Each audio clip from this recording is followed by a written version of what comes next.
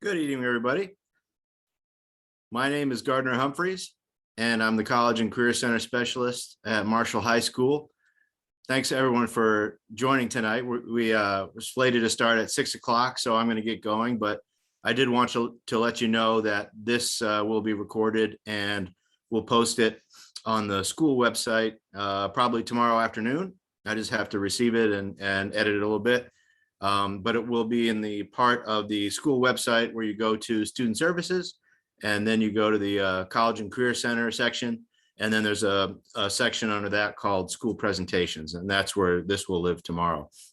Thanks for joining. Tonight is meant to be, we had our full-on college night earlier in the fall, and tonight is meant to be more of a kind of updates and a refresher as you head into second semester, and give you some important information before we do course registration. And then also for people who are, everyone approaches it on their own timeline. So especially students who might not have been paying much attention to this early in the fall, depending what grade they were. And of course, with the start of school, there's a lot going on. So this is a chance to get a little bit of information as we head in the second semester. And especially, I'd say for rising 12th graders and 11th graders, probably especially useful. But I'm going to talk for about 15 minutes just on some basic information so you know what the College and Career Center is and what I do there and what kind of resources and help that you can get from me. And also some of the events and information that we have planned during your average school year, both first semester and second semester. So I'm going to talk just for about 15 minutes and also add on some just updates, information we might not have known in the fall, or that might be especially useful for you as you head in to your next year. And then after that, I'm just going to open it for questions just to see what kind of questions people have. So do be reminded that this is a recorded session and it's an online session. So if you have you can feel free to ask an individual question about you or your own student circumstances, but the information is viewable by everybody and will be recorded and posted as well. So just share as much as you feel comfortable sharing in that situation. And also following this, if you'd like an individual meeting with me, we can definitely do that too, to go in more detail about what your questions and what your needs are for college and career planning.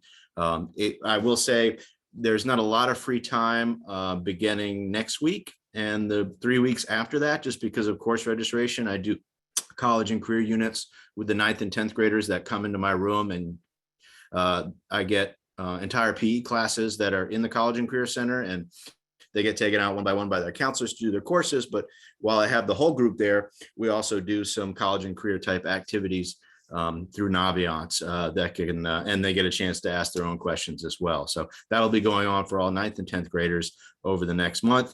And 11th graders talk to their counselors one-on-one about these things. So that's both how they sign up for classes as an 11th grader and also how they ask questions about the college search or college applications or career or job readiness. So with that, I'll get going. And I'm going to go ahead and share my screen right now. I just have a few slides, which will also be posted on our website. This is just, like I said, some refresher information that you might not have gotten earlier or is new for this year. So as you can see here, this is our agenda for tonight. These are just some of the main topics that I thought would be good for a kind of the end of first semester going in the second semester session.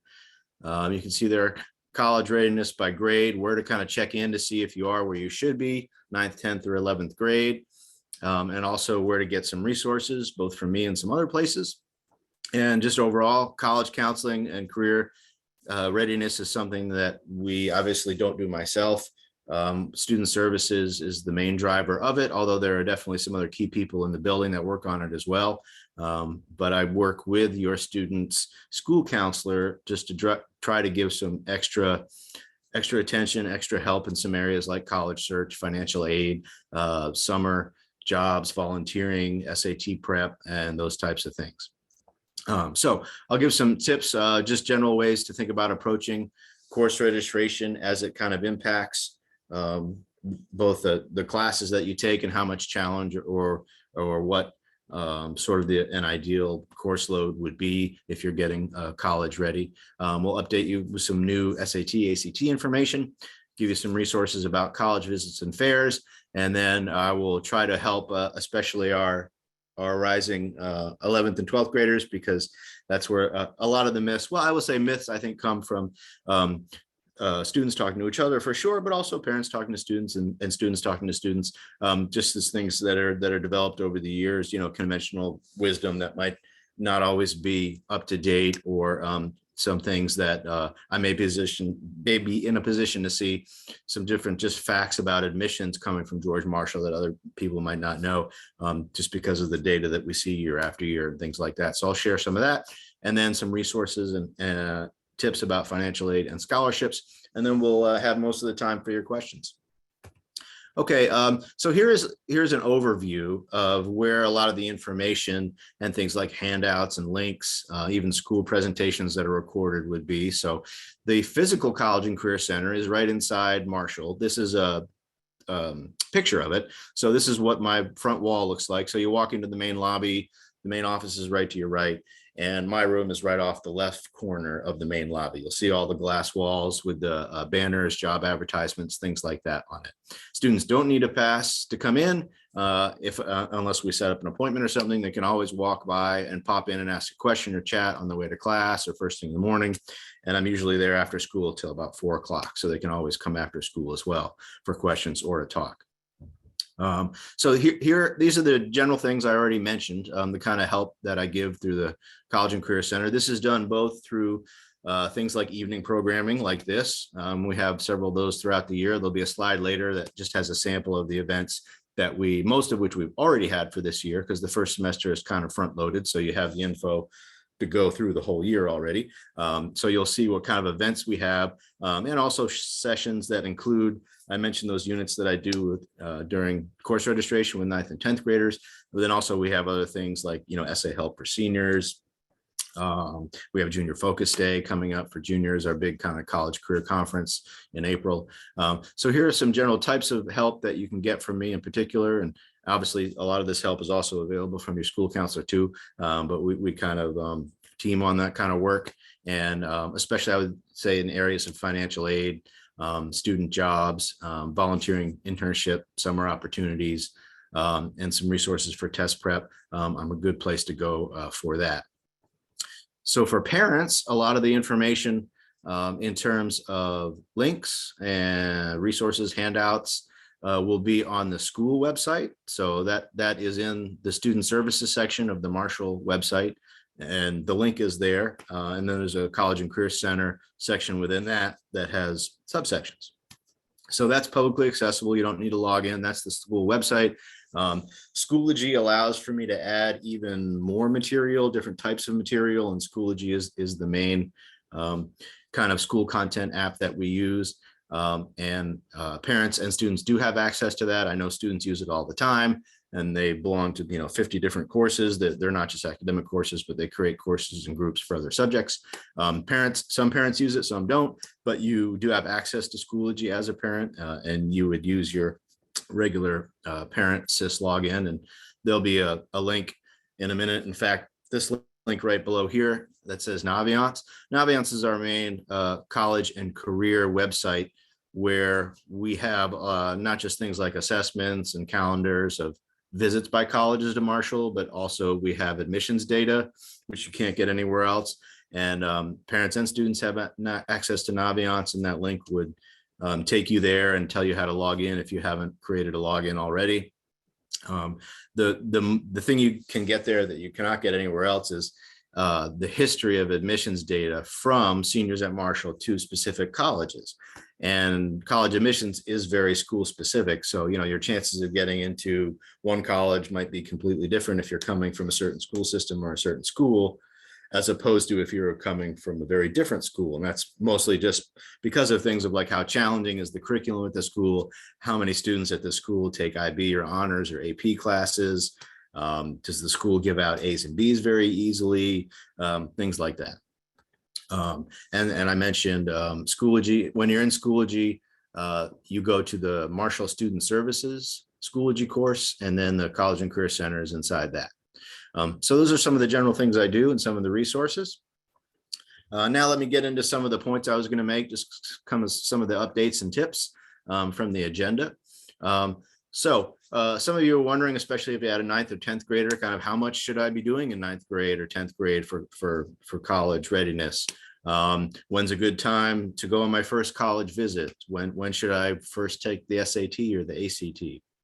And so, there's no one perfect calendar or timeline that works for everybody, because everyone has different plans. And also people, students and parents just get more motivated, more activated about the whole college plan at different times. Some students are very interested in 9th and 10th grade. Others don't get more interested until the end of 11th grade. Some even wait until their freshman fall, which isn't recommended, but sometimes that happens. So but this one resource here that says the ECMC Opportunities Book, that's got a nice kind of layout of all the things that you could do every year. And if you did do everything on this, you'd be super prepared. And I'm just going to share, that for 1 second so you can take a look at it. Okay, 1 second.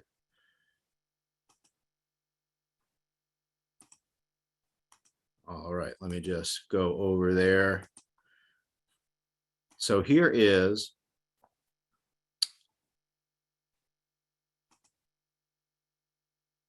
okay, let me just get the right tab there. Hold on a second.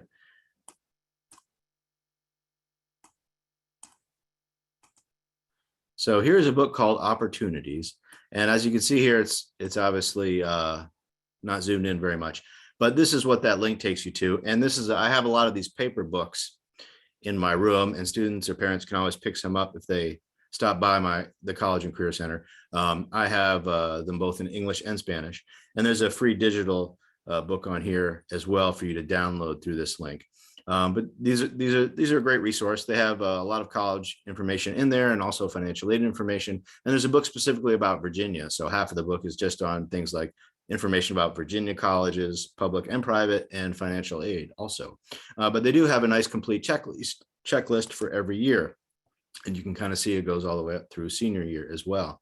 But generally, I would say the types of things that you're going to be doing as a 9th and 10th grader aren't very specific and checklisty in general, if that makes sense. They're going to be things kind of like in 9th and 10th grade, it's good to get kind of, I would say, an awareness and appreciation of college, and to spend most of your time just working on your study skills and becoming a good student and trying to take courses or do things outside of school that you're interested in. So that's the best way to develop. And that's mostly what colleges want to see anyway. Really applying to colleges and searching for them is just a way to act on that knowledge that you've developed and how you've grown as a person during 9th and 10th grade. It certainly doesn't hurt to go on a college tour in 9th or 10th grade. They're definitely available for all grades, especially if it will kind of, wake you up to some things or make you more interested in colleges in general. You can start to see different types and what they look like. You can go to some and without a lot of pressure, even knowing if you'll ever apply to that college, just to sort of see what's there, see what they feel like, and get interested in them. But that's a good checklist and a good opportunity book to use right there. During 11th grade, there are some things which you should specifically think about. And so 11th and definitely 12th grade, there are set things which are good to do. I mean, the only really thing I would say as a junior 11th grade really needs to think about is starting to fit in some college tours, just because it's good to spread those out. It can be hard to schedule them around your calendar. Colleges do offer them most weekdays and weekends, and they're easy to schedule. You just go on their website, sign up for a time, and they're free. And it usually starts with a short presentation in the admissions office, and then you take a guided tour. But it can be hard to fit it around your schedule, and some of them involve travel. So if you want to see, more than one or two, it can take a little while. And then you want to use that information to maybe see different ones or develop your list or research different colleges after that. So you want it to be part of a process that unfolds about, over a year or something like that. The only other thing really time sensitive would be, if you think the SAT or the ACT, these standardized tests, if you think they're going to be a major factor in your plans, or, you want them to be a factor, and we'll talk about that a little more in a minute, even though a lot of colleges are test optional next year, it might not be the same 2 or 3 years from now. So you want to give yourself enough time to take one of these standardized tests if you think you'll be using them, 2 or 3 times, just because you can use your best section scores across all the dates that you take the test. And so it can really help to take it definitely at least twice. I would recommend taking it. And you want to give yourself a little time to figure out which test is best. We have a whole other presentation from earlier in January about the SAT and the ACT, and that's on our website. But you don't have to take both tests. They are a little bit different. Some students do better on one than the other. So if you figure out that the ACT is your best test, you can take a little time to figure that out, because we don't give a practice ACT in school like we do with the practice SAT. But you want to figure out which test you do better at and just focus on taking that one for real. And you don't need to take both, but it might take a little time to figure that out, and also to give yourself enough time to take it 2 or 3 times and study in between the dates when you take the test through your senior fall. So that's kind of the only specific things you might really want to make sure you think about during junior year. A couple tips for course registration. So, I wouldn't view course registration as just, the ultimate goal for everybody is trying to take all IBs or as many IBs as you can. I think the question is rather kind of how many IBs is to where you're feeling on top of things, your grades, and the good grades will come from having, I think, the right schedule. And you really want to talk with your counselor about what you're ready for, subject by subject. So, okay, in this subject, I think I'm ready for this level. In this subject, I should go farther. In this one, I shouldn't. That kind of conversation. And that's what everyone's going to start doing over the next month. So you want to balance both kind of how challenging are classes, how many honors and IBs do you take, but also, leave yourself some room to take some things that you're interested in, and leave yourself some room to have a life outside of school and some interests, and just overall be healthy and as happy as you can be while managing all of the work and the daily calendar and activities. I wouldn't recommend gearing your college admissions towards being accepted into one college. If you hear, I need this GPA to get into this college, or this college really likes to see this, just because it's, it's out of your control. And also, you're going to change over time. You can do everything you should. You still might not get into that college that's your number one choice. It's just not under your control. So, the best way to do it is to, I think, pick the right classes, follow your interests, do as well as you can, maintain that balance, and then adjust your college list according to how you're doing and what you're interested over junior and senior year, and have that really reflect where you're at and where you want college to take you, as opposed to just shooting for one very specific GPA, or feeling like you need to be locked into a certain class or a certain schedule for one specific school, when you won't know how it will turn out in any case. The only other thing I would mention is also pay attention to foreign language. For many students, it's kind of like a math. A lot of students either might be good at it or not, or have to work harder at it if they're not great at it. But if that's not your cup of tea, foreign language, then think carefully before you drop it if you don't have 2 or 3 credits.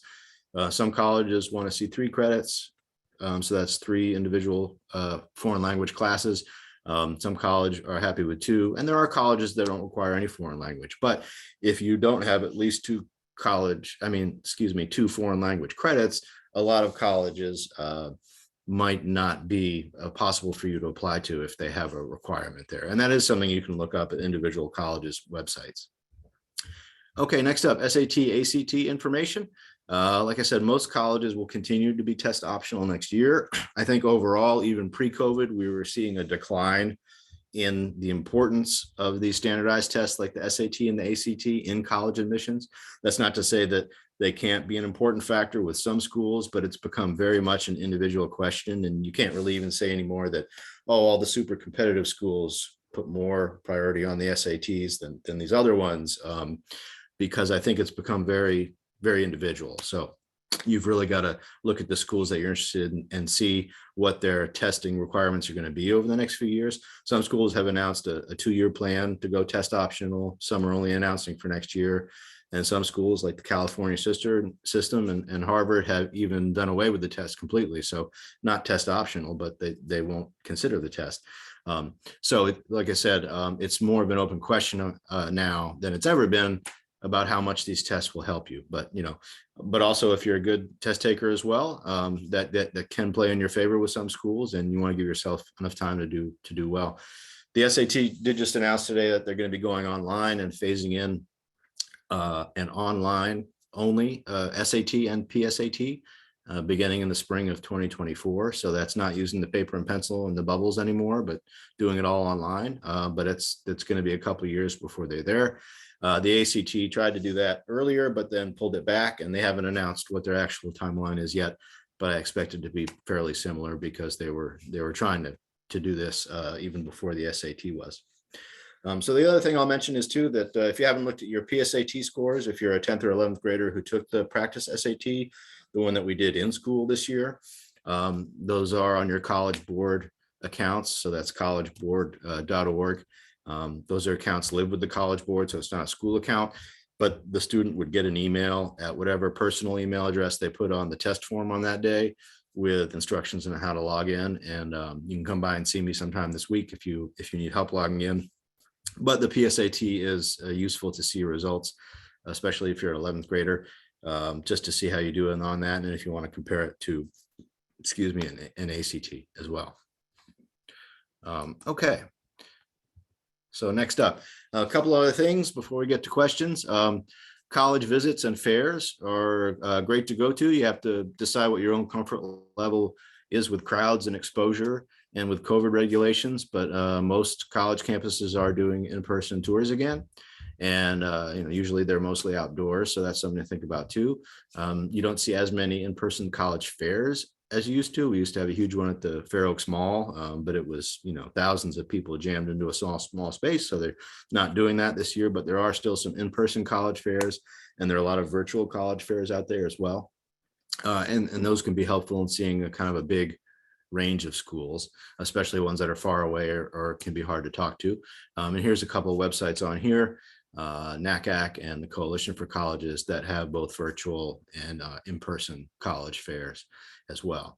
All right, so I'm going to just look at a couple myths that people always talk about that I just always get surprised every year where I hear the senior class and the same kind of things being shared. So I just want to give you the straight scoop on a few of these things. A couple of things that tend to head people in the wrong direction when they think about what colleges to apply to, or even their chances of getting in, or things like just focusing on, the best college for me must be the one that is the hardest to get into, or the college that denies the most people must be the best one for me. Having a college that denies 97% of its applicants, or even 70 or 60%, that doesn't describe most of the colleges in the country, actually, but that, colleges that reject more than, say, 2/3 of the people that apply, that does describe kind of a couple hundred colleges in the country out of the 3,000 plus. And people tend to really talk about those as must being the best. But I've got to say too, there's a lot of great ways to instruct people, and you really want to think about where you're going to be most productive, what a good environment is for you, and where you'll do the best. Think about things like the quality of individual programs at a school you might be interested in. Don't underestimate the importance of where the college is or how diverse the student body is, or don't underestimate the cost of the college and how much college loans you want to take. Things like that. So I would encourage people to think that there are hundreds and hundreds of great colleges that do a great job.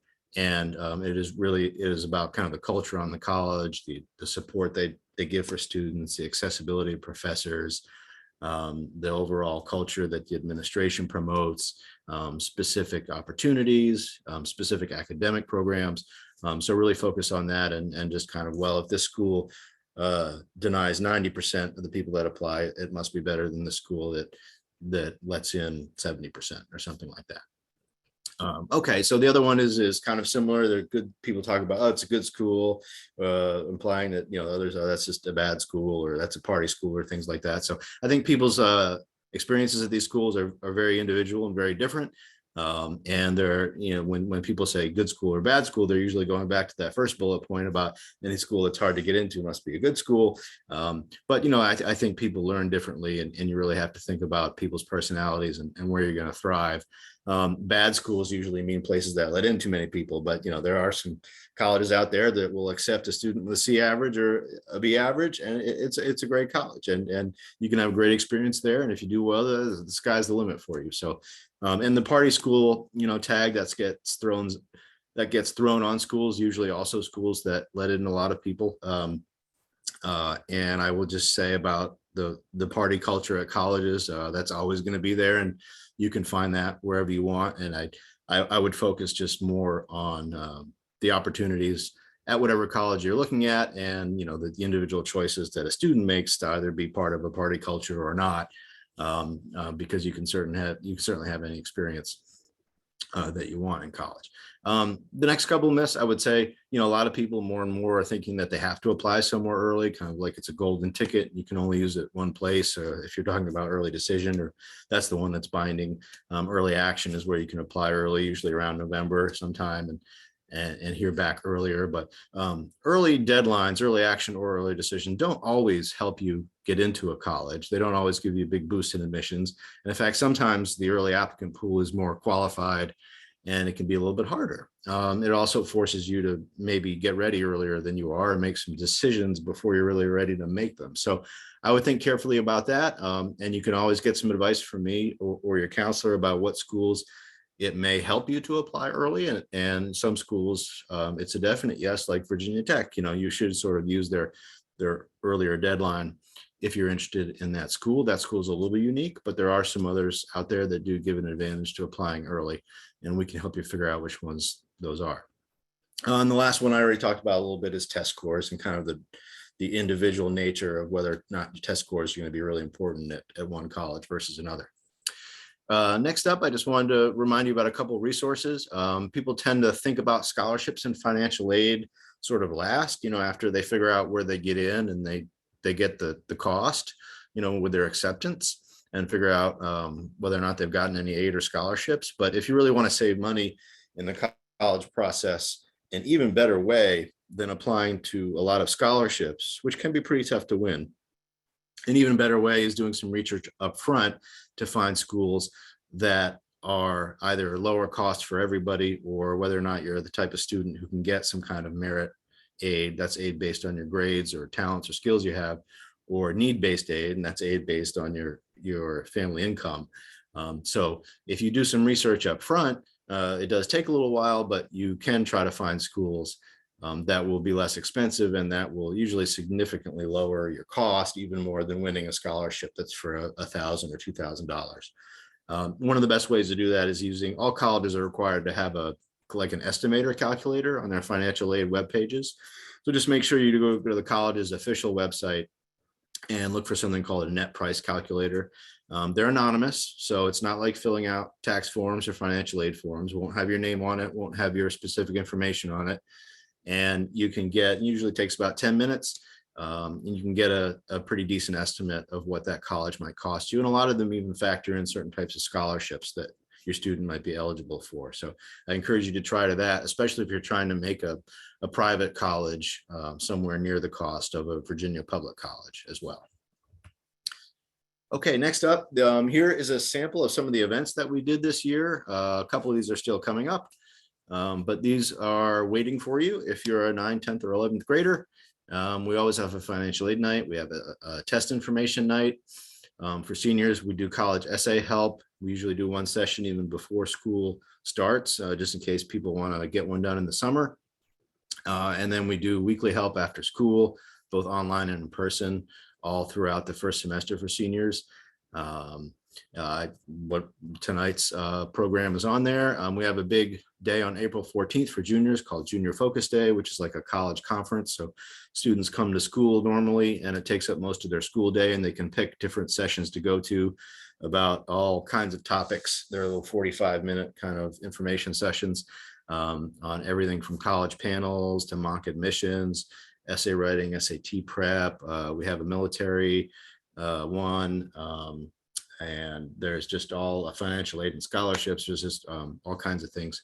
So that'll be a great day for the juniors. And then we also give a military vocational assessment a couple of times a year. If students want to sign up, you can do that as early as 10th grade.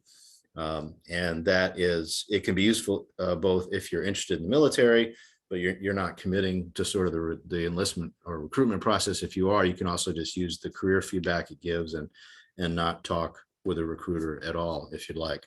So those are some of the events throughout the year. And I'll end this section of information just with a few of some of the websites I like the most. You can see there college search and advice.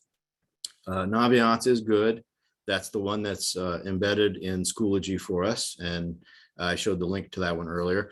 The College Board is the SAT people, and they have a good college search site as well. There's a couple others there. I include the UVA admissions blog on there, which is done by the representative that actually comes to Marshall every year. So we knew her well. She gives a lot of good advice about not just applying to UVA, but also just thinking about competitive colleges in general and the application process to them. There's a couple good sites for financial aid. And also down there, we do have good career exploring. Like say you want to do a career assessment, a personality or career profiler that might give some suggestions for some jobs you might be interested in or what you might want to study in college. We have them in Naviance and they're free to do as well, and your results will stay in there. But that can be useful. And I wouldn't say you need to necessarily know that. I mean, most people apply to college as undecided and they want to explore, and that's really what colleges expect of you too. It's more the exception that someone knows exactly what they want to study when they're applying to college. But if you want some feedback or get your thinking going, that's definitely a good way to go. Okay, so I'm going to stop sharing right now and put my camera back on the main screen, and I'll open up the chat, and you all can go ahead and put in the chat any kind of questions that you have.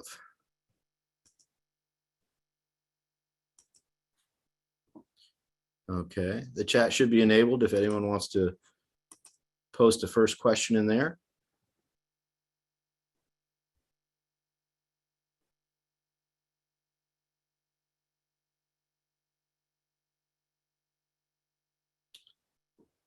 Hopefully everybody can see the chat. I think I've enabled it correctly.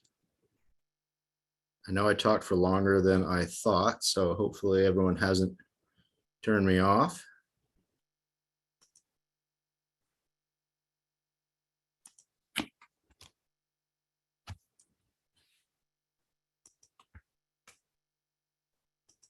All right, let me go.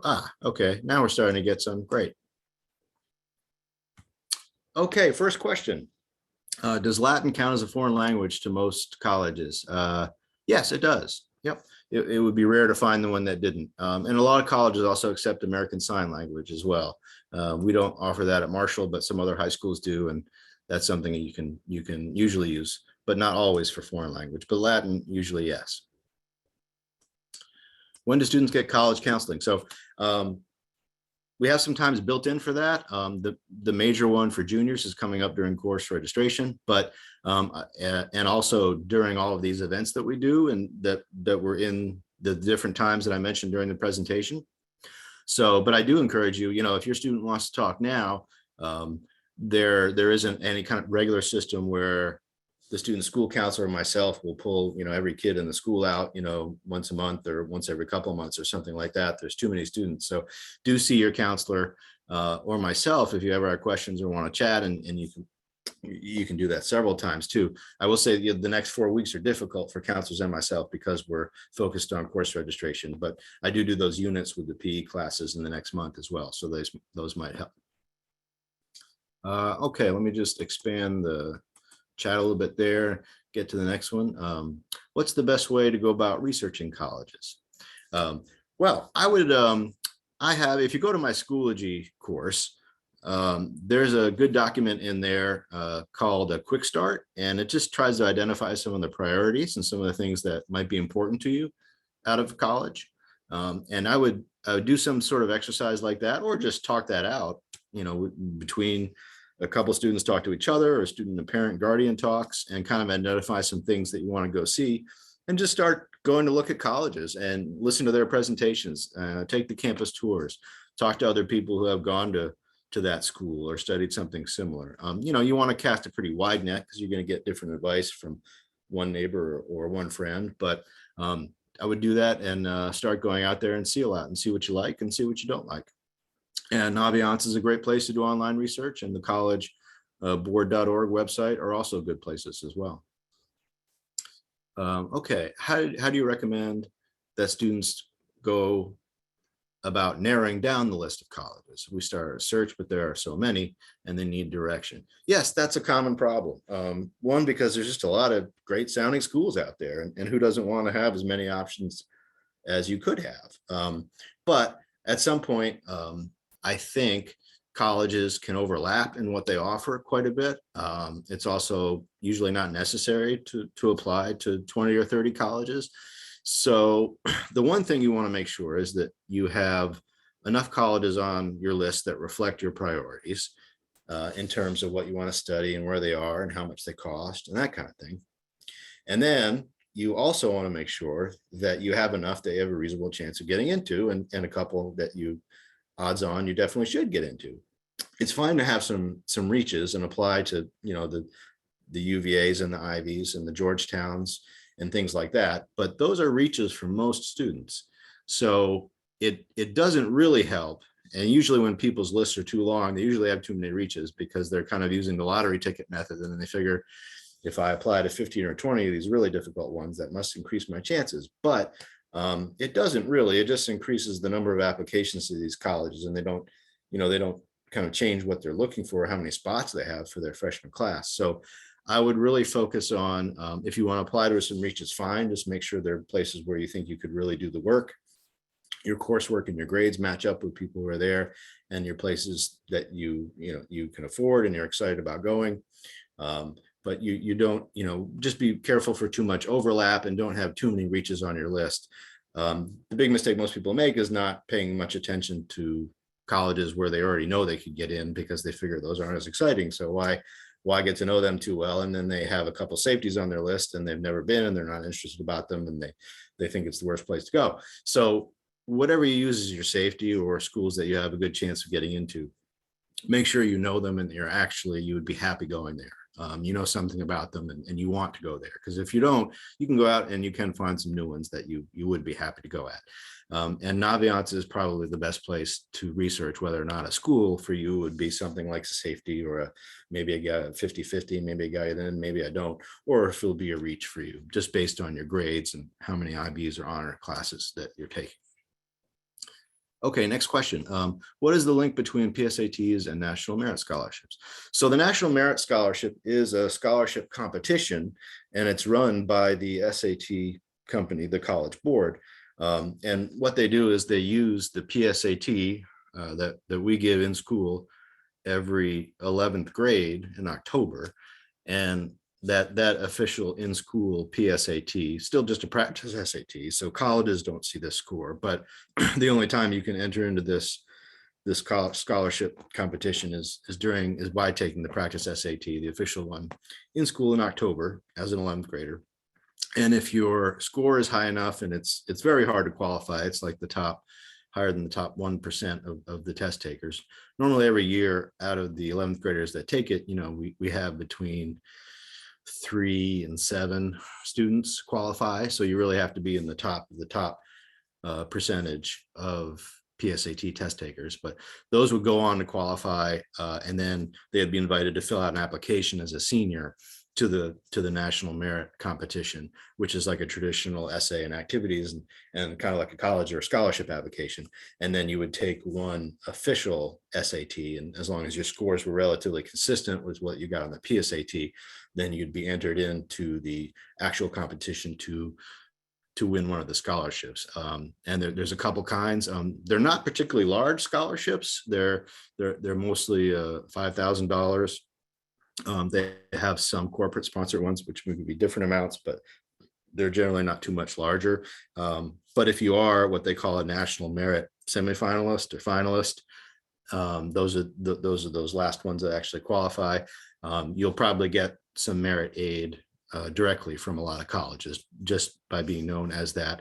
But then again, you would probably get a lot of merit aid anyway. But so all you have to do that is, if you think you're a good test taker and you've already been scoring in the very high percentages and you want to give your best shot at that, then, prepare for the PSAT when we give it in October, your junior year, and see how that goes.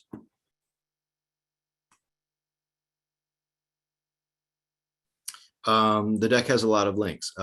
Yes, I'm going to post the PowerPoint on the website along with this video. So you'll be able to click right on the PowerPoint and follow the links.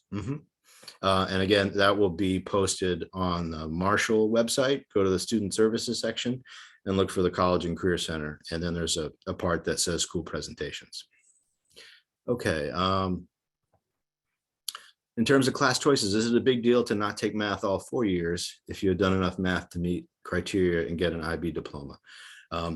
Well, yeah, that's interesting. It kind of depends. I think, it depends is the answer for most good college questions, because every college kind of has different things they want to see and can run things their own way in terms of their admissions and what they prioritize. Generally, like I said, it depends. It depends how excited you are about math. Whether or not you want to use math for something you're going to study in college. I'm guessing by the question, you're probably not heading into or think you're heading into a math related career or major in college, but there are majors which people don't know that math is related to. There are some science and business majors and some others that use a good bit of math, and you might not really appreciate that yet. But it depends on what you want to study and how competitive the college is. The very most competitive colleges, like a UVA, they do like to see people taking higher level IB classes every year in every subject, even if it's not your strong suit. So, if some of those colleges you think are going to be on your list, check them out. See what kind of course load you would need to be competitive there. That doesn't mean you need to always take the highest level and everything. And if you've already gone up to, IB Math, SL1, or 2 or something like that, you might be able to stop there. But normally, if you're applying to very competitive colleges, then you do want to keep going with your core subjects all 4 years, generally, including foreign language. Next one. Okay, as a junior, as a suggestion, how many SAT tests can a junior get, and are they free? So SAT tests they're given by the College Board, and you sign up for them yourselves. The students parents can sign up for them, and you can take it as many times as you want, although usually scores don't go up after the 3rd attempt, and the biggest increase is usually between the first try and the second try. But like I said, you can put different sections together. So if you do better on the reading and writing section in 11th grade, and then you take the test again as a senior and you do better on the math section, they can put those two highest sections across the different times you took it together. But most people take the test between 2 and 3 times. Some people, they get the score they want the first time and you stop taking it. Other people figure out that they're not going to be a big factor in the colleges they're looking at, so they don't take it at all. But generally I advise, because you don't know all the schools you're going to be applying to exactly yet, to take it at least once, maybe twice, and then you will have the score to use in case you end up applying to colleges where it comes into play. We offer the next one is, will Marshall offer another PSAT or SAT test dates this year? So we don't normally do a spring PSAT one. The official SAT you sign up for yourself through the College Board, and they give it at various locations all around the county. Those are often at high schools, but usually not at Marshall. Sometimes, but usually not, just because there are so many schools and testing sites that it's just we're not one of them, every month. But they do offer the official SAT every month, just through about August to January, and then they pick up again in the spring. So the ACT is also just as good for college, and those are also offered most months of the year, but not every single month. And we'll have our official PSAT again next October. Okay, what are your recommendations or requirements on volunteer time and work experience to get into college? Yeah, so that's one of those it depends things as well. I wouldn't recommend going out and doing a whole lot of volunteering or summer experiences if you're not interested in it, or if you've got other things to compete for your time. I do think it's good to pursue kind of some interests you have outside of school, but that can take a lot of shapes and forms. Some colleges put an emphasis on activities that you do outside of the classroom. And by that, I mean, it could be everything from, whether or not you have an after school job, or you play an instrument, take care of brothers and sisters, whether or not you're in a club that you volunteer to be in or do volunteer work. So all of those things, called activities, some colleges care more about them than others. And it's kind of the same with test scores. It's not always the most competitive college that care. It's really an individual college's identity, which will determine how much value they put on those things. So I would pursue the things you want to pursue. And if you're interested in them, keep doing them, do them more and do them with greater depth over time. But, some colleges will be very interested in kind of the role you play in your community and what your passions are, and other colleges make most of their decision just based on your grades and your skills as a student. So, there isn't any kind of one set list of activities or even amount of activities that you have to do for colleges. When is the best time to take the EPF program? Is online self-directed the only option? I believe they do have an in-person one, but you'd have to talk to a counselor about that and figure out the best time to take it. So that's it doesn't really matter to a college whether that particular class is online or in person. The grade would factor in your GPA like any other class, but I would talk with your counselor to figure out the best way to take that and whether or not it makes sense to try to take it online to free up time for other things in your schedule. Okay, join late. Can you remind me of the recording? Yes, this recording will be available on the school website in the student services section. Just go to the College and Career Center page. Benefits from having more than 3 language credits. Do I get benefits from having more than 3 language credits? Yeah, it depends on the college. I mean, some colleges view foreign language as just kind of a not just, but a core class.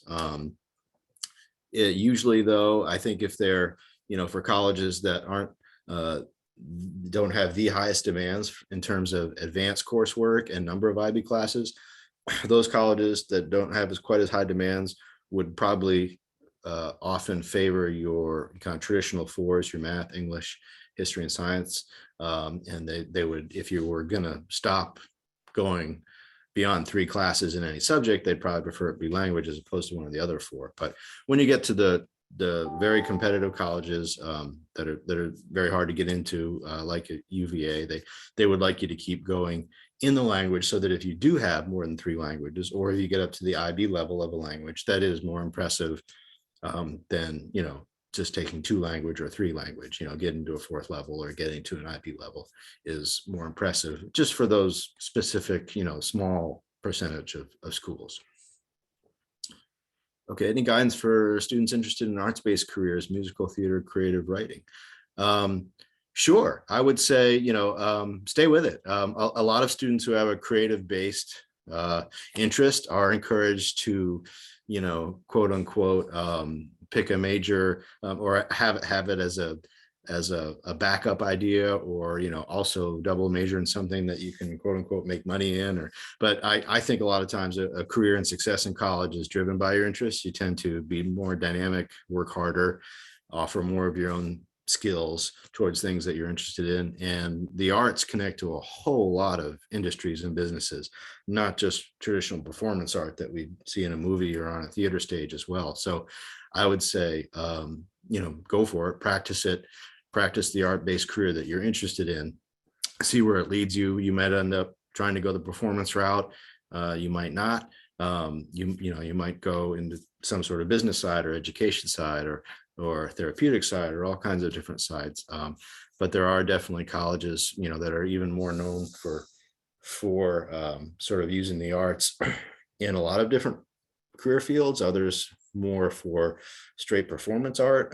So yeah, it's definitely an option. Just have in mind, kind of how specialized you want to be when you start to look at your schools, colleges you might apply to. And you can go to colleges that have great fine and performing arts, but are also liberal arts. And so they have lots of other options to switch to if you change your mind or combine with other things. Or you can go to conservatories, which really focus on the performance aspect. So do that. And yeah, just try to get out there. I think a lot of those admissions opportunities for seniors, if you're in performance arts, it'll involve some kind of a portfolio or an audition. So, get some experience performing or developing a portfolio, keep your pieces and make videos over time. And those types of places which really have you audition or use a portfolio, they'll put a lot of more importance on that, sometimes even than a core GPA, depending on the school, but that can be a big factor. But yeah, please do see me sometime. And I know our theater director, Mr. Delio, also has a good amount of experience in theater and college as well. Okay, will there be any informational meetings for the IB diploma program? I do know that Mr. Axelrod, the IB director, does some sessions like that, but I couldn't tell you where they are. But you could either ask your counselor or Mr. Axelrod about the IB presentations. We do have an IB section on our website as well. Where can we find what scores are usually required to each college? So yeah, Naviance would be the best place for that. Naviance is that website that's within Schoology, but also you can just log on directly using your parent sys login. You can just Google FCPS Naviance login, and it's spelled Naviance, but just Google FCPS Naviance login, and there'll be a student one and a parent one on there. And you can get in there and you can see under a college, put a college in the search bar, go to it, and then you can see the admissions history from Marshall, and it will combine GPA information, the numbers of IB and honors that student has taken, and also test scores. So you can look for trends in test scores and see whether or not they really matter. If test scores are important to a particular college, they're usually looking for some kind of range that would help you in admission. So it won't be usually a set score, like, for this college, you need an 1175 or something.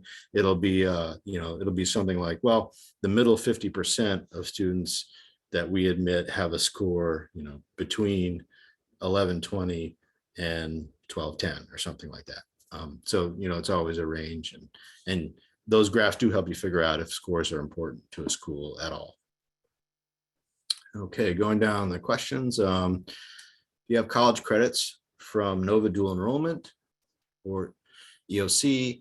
Does that help with your chances of getting into a college? Well, again, it kind of depends on the college. Nova classes or the early online college with Nova, that always shows that you're doing advanced coursework. So that's great. It's just a question of whether or not depending on the college that you want to get into, do they want to see even more, beyond that in terms of higher level IB classes.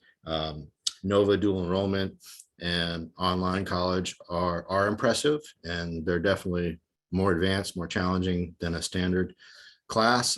They show that you can not just handle that level of coursework, but also you can adapt to the college way of being graded and performing in a class, which involves usually a lot less things like extra credit and turning in late assignments, not as many maybe check-ins or as much hand-holding from a professor. So those are all great things to show, and they do help. Yep. How many math credits are required for college admissions? So that's usually different for every college. Some colleges, especially if you're saying you're interested in engineering or a math related major, but just generally super competitive colleges want to see the highest math that we have at Marshall, and really, math, IB math HL, but also SL2. Those are very challenging math courses. And if you're applying to the most difficult to get into colleges, usually they like to see courses like that. But, if your real skill lies somewhere else, they may not, you may not need quite as advanced of a math class as you might think, especially if you have some great talents in some other areas. But most colleges ask for 4 math credits. Some would be okay with 3. And usually they want you to be at the level of Algebra 2 or above at least. But you can check with each individual college, and you can find colleges that have, lower requirements in areas like math or how many sciences you take or foreign language and things like that. It just takes a bit more research. Okay. The next question, getting good grades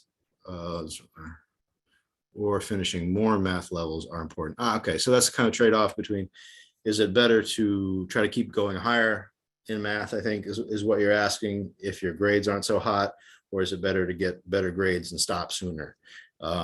So, I think what you'd want to do if there's a college you're interested in, and say they want to see you taking a math class that's one level above algebra 2, like say they want something a little trigonometry or something, you might just have to do that, and just work hard on doing the best you can.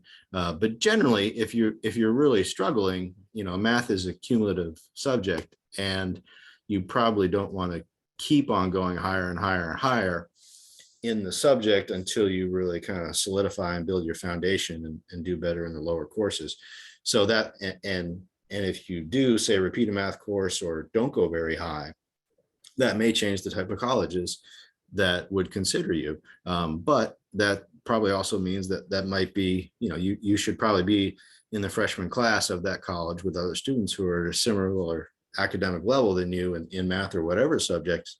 And you'd want to be in a college that doesn't expect you to be light years to where you're at, or you'd want to be at a college that can offer you some support if you need some extra support, you need to grow in some areas like writing or math. For myself, math was a biggie in college. I needed help with that to take college level economics, but everyone's got their weaknesses and their strengths. So you'd want to keep that in mind and make a realistic choice. Okay, let's see. Next question, looking at the Virginia schools, there are ranking from most competitive to least competitive. Well, I can give you a general idea. The Virginia state colleges, the public ones that are the hardest to be accepted to, are UVA and William and Mary. Probably next after that would come Virginia Tech.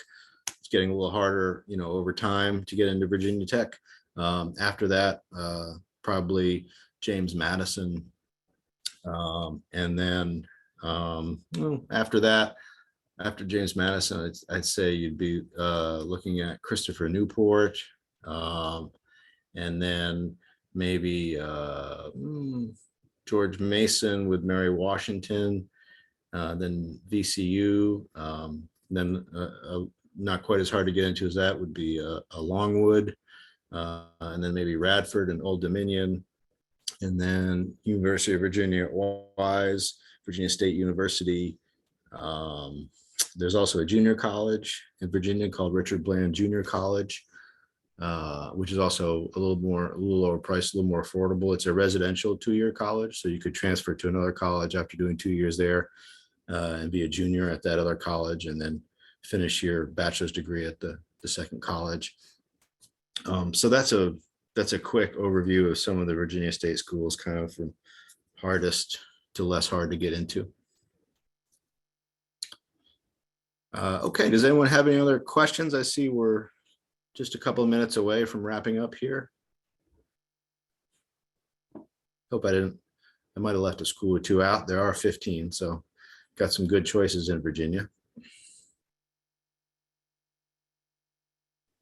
How do I get an IB diploma? So talk with your counselor about that. Yep, see if it makes sense. There's a bunch of classes that you need to take in different subject areas, and you need to be able to get up to different levels in each of them, and then take exams and pass them in those areas, and some other things that come with it.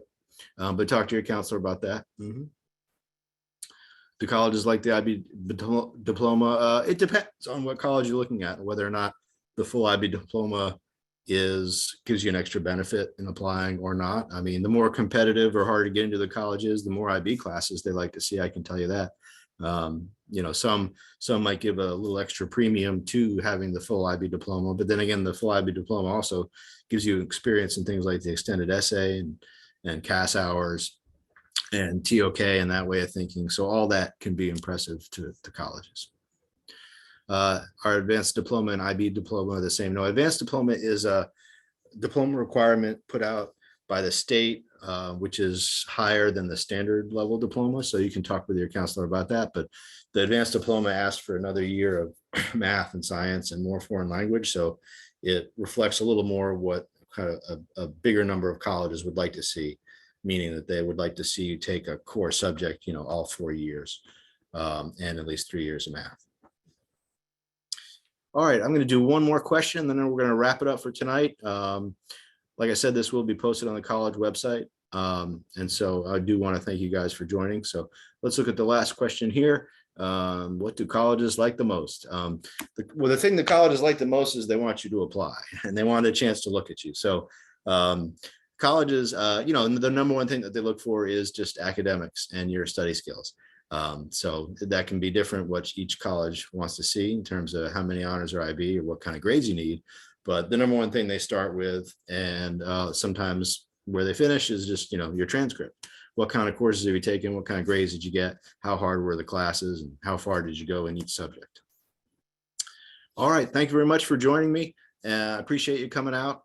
And please contact me if I can ever help you.